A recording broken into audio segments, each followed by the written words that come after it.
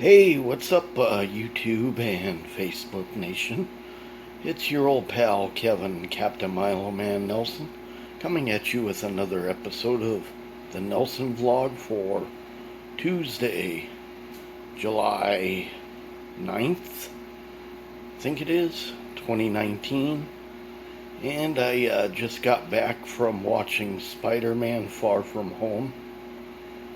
And I thought the movie was great, and let people out there know if you're a fan of the old 1980s John Hughes movies, then I definitely recommend this movie, as well as the previous Spider-Man movie, Homecoming. I thought Far From Home was actually, I liked Far From Home a little bit better than Homecoming,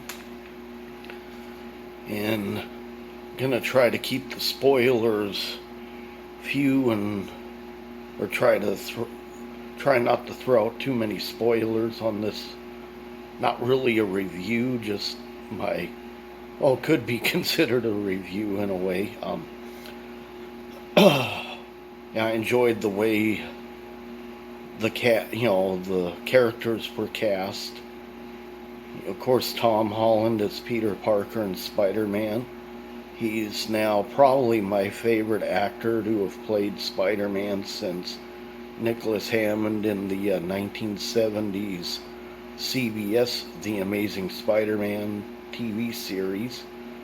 And the gal who played MJ, well, she was known as Mary Jane Watson in the comics, but they shortened her name down to her initials, MJ. Her name escapes me right now. And the kid who played Ned Leeds, Peter Parker's buddy, I thought he did well. Like I said, the casting was really well done.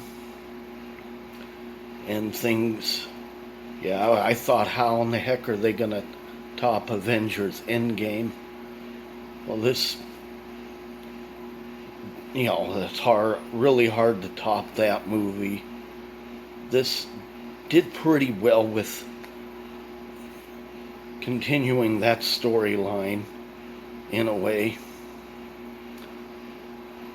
Things picked up like shortly after the end of Endgame, in a way. The characters that were snapped out returned, but in Far From Home, they wasn't referred to as a snap, it was referred to as being blipped out.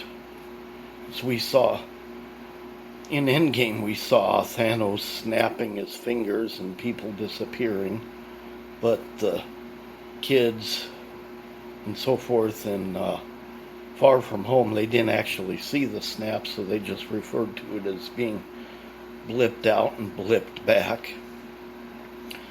And of course, they hinted a little bit at a possible relationship between Peter Parker's Aunt May and Happy Hogan.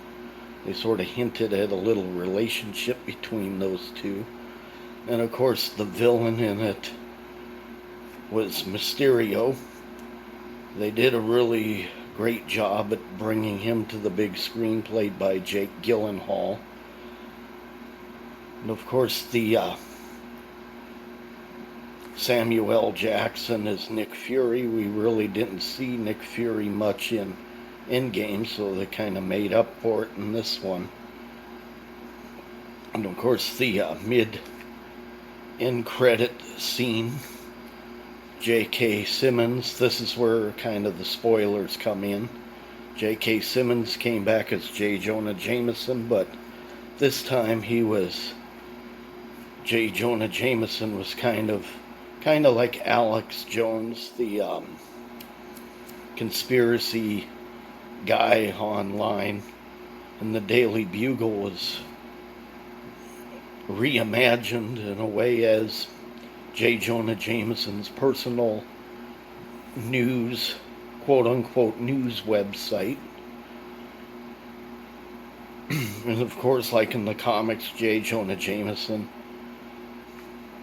pretty much framed Spider-Man, making him out to be a bad guy. framing him for killing Mysterio. And, in the mid-end credits, they showed Mysterio's dying words as something about Spider-Man is Peter Parker, which pretty much like in the comics, they really screwed Peter Parker over by doing all of this. And then the end credit scene we thought was Nick Fury and Maria Hill turned out to be the two Skrulls from Captain Marvel, the male and female Skrulls, and Nick Fury and Maria Hill turned out they were actually up in a space station up in space. Anyway, that's pretty much my rundown of Spider-Man Far From Home. Great movie. I definitely, like I said, if you're a fan of the John Hughes type high school movies from the 80s, I definitely recommend that you see this one. Definitely looking forward to the next Spider-Man movie, whenever that will be. Probably won't be for another few years. Anyway, I think I'll end this episode. And, please feel free to subscribe to my channel, Kevin Nelson 666. Until next time, be good. If you can't be good, then be careful, or at least be good at it. Later.